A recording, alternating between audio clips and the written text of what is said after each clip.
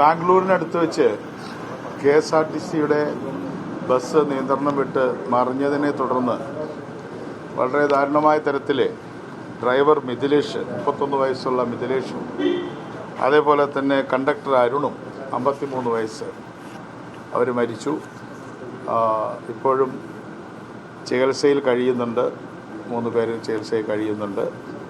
പലർക്കും പരിക്ക് പറ്റിയവരെ അവർ ആശുപത്രി വിട്ടു. ആദ്യമായി അന്തരിച്ച 2 കെ.എസ്.ആർ.ടി.സി ജീവനക്കാരുടെയും സ്മരണയ്ക്ക് മുമ്പിൽ ഞാൻ ആദരാഞ്ജലികൾ അർപ്പിക്കുകയാണ്. ഞാനിത് കഴിഞ്ഞാൽ അവിടെ ഇന്ന് അവർ ഭവനം സന്ദർശിക്കുന്നുണ്ട്. KSRTC MD പ്രമോദനോടൊപ്പമുണ്ട്.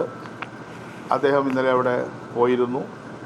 അതുപോലെ തന്നെ ഒരു പോസ്റ്റ് ക്രാഷ് എൻക്വയറി എന്ന രീതിയിൽ പ്രാഥമികമായിട്ടുള്ള അന്വേഷണം ഞങ്ങൾ നടത്തി. അതിൽ നിന്ന് 2 കാര്യങ്ങളാണ് മനസ്സിലായിട്ടുള്ളത്. ഒന്ന്, വാഹനം വളരെ ഫിറ്റായിട്ടുള്ളൊരു വാഹനമായിരുന്നു. വലിയ പഴക്കമൊന്നുമില്ലാത്ത നല്ല കണ്ടീഷനുള്ള ഒരു വണ്ടി തന്നെയാണ് ഇവിടുന്ന് പോയിട്ടുള്ളത്. അതുപോലെ തന്നെ ഈ ഡ്രൈവറും സാധാരണയായി ലോങ് ട്രിപ്പ് ഓടിക്കുന്ന ഡ്രൈവറാണ്, മിടുക്കനായിട്ടുള്ള ഒരാളാണ്. മറ്റാക്ഷേപങ്ങളൊന്നും ഇതിനു മുമ്പൊന്നും ഉണ്ടാക്കിയിട്ടില്ലാത്ത ഒരാളാണ്. മാത്രമല്ല അദ്ദേഹം സൈൻ ഓഫ് ചെയ്തതിന് ശേഷം 16 മണിക്കൂറുകൾക്ക് ശേഷമാണ് വീണ്ടും സൈൻ ഓൺ ചെയ്തിട്ടുള്ളത്. അതിനെക്കുറിച്ച് ചില തെറ്റിദ്ധാരണകൾ നമ്മുടെ ഇടയിൽ എങ്ങനെയോ കടന്നുകൂടിയിട്ടുണ്ട്. അത് ഞാൻ ഇന്ന് വളരെ സൂക്ഷ്മമായി അവിടുത്തെ ഉദ്യോഗസ്ഥന്മാരുടെ സാന്നിധ്യത്തിൽ പരിശോധിച്ചതിൽ നിന്നും സൈൻ ഓഫ് സൈൻ ഓൺ എന്നുള്ളതിൽ 16 മണിക്കൂറിൻ്റെ വ്യത്യാസമുണ്ട്. 8 മണിക്കൂറാണ് നിയമപ്രകാരം. മിനിമം 8 മണിക്കൂറിന് ശേഷമേ വണ്ടി എടുക്കാൻ പാടുള്ളൂ. അപ്പോൾ നമുക്ക് കിട്ടിയ റിപ്പോർട്ട് അനുസരിച്ച് അതിൽ അപാകതയില്ല.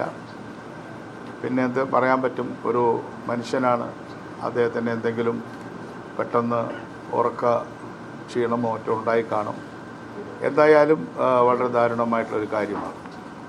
ഇവരുടെ കോമ്പൻസേഷനെ സംബന്ധിച്ചിടത്തോളം സ്ഥിര ജീവനക്കാരനാണ് കണ്ടക്ടർ അരുൺ.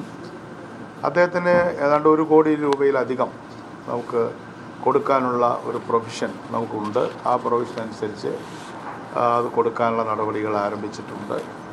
പക്ഷേ താൽക്കാലിക ജീവനക്കാരനാണ് മിഥിലേഷിന് നമുക്കിപ്പോൾ കൊടുക്കാൻ കഴിയുന്നത്, അല്ലെങ്കിൽ അദ്ദേഹത്തിന് കിട്ടാൻ സാധ്യതയുള്ളത് 10 ലക്ഷം രൂപയാണ്.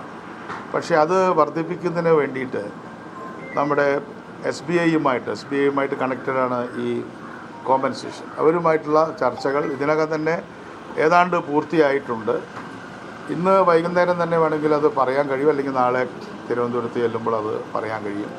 എന്തായാലും കെ.എസ്.ആർ.ടി.സിയെ സംബന്ധിച്ചിടത്തോളം, അല്ലെങ്കിൽ ഗതാഗത വകുപ്പിനെ സംബന്ധിച്ചിടത്തോളം, ആ താൽക്കാലിക ജീവനക്കാരനും അർഹമായ ഒരു തുല്യമായ എന്നെനിക്കിപ്പോൾ പറയാൻ കഴിയില്ല, അർഹമായ ഒരു കോമ്പൻസേഷൻ കൊടുക്കുന്നതിനെക്കുറിച്ച് തന്നെയാണ് നമ്മൾ ഇപ്പോൾ ആലോചിക്കുന്നത്. അതുമാത്രമല്ല, ഇപ്പോൾ മരിച്ച ആളുകളുടെ ബന്ധുക്കൾക്ക് നിയമനം കൊടുക്കുന്ന ഒരു റൂള് നിലവിലുണ്ടെങ്കിലും നിരവധി വർഷങ്ങളായിട്ട് അത് കൊടുത്തിട്ടില്ല എന്നുള്ളത് നിങ്ങൾക്കെല്ലാവർക്കും അറിയാവുന്നതാണ്.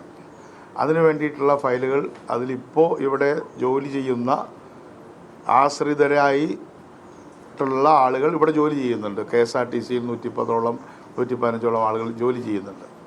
അവരുടെ കാര്യത്തിലൊരു തീരുമാനം കെ.എസ്.ആർ.ടി.സിയുടെ അടുത്ത ബോർഡ് എടുക്കും.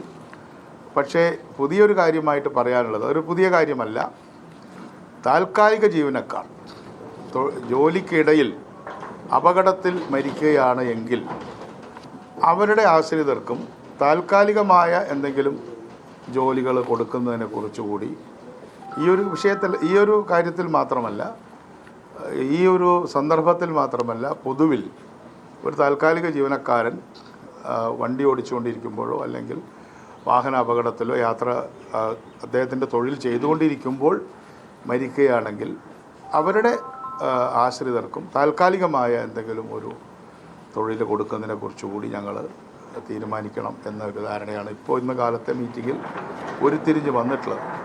ഇത്രയും കാര്യങ്ങളാണ് കോഴിക്കോട് ആക്സിഡൻറ്റിനെ കുറിച്ച് പറയുന്നത്.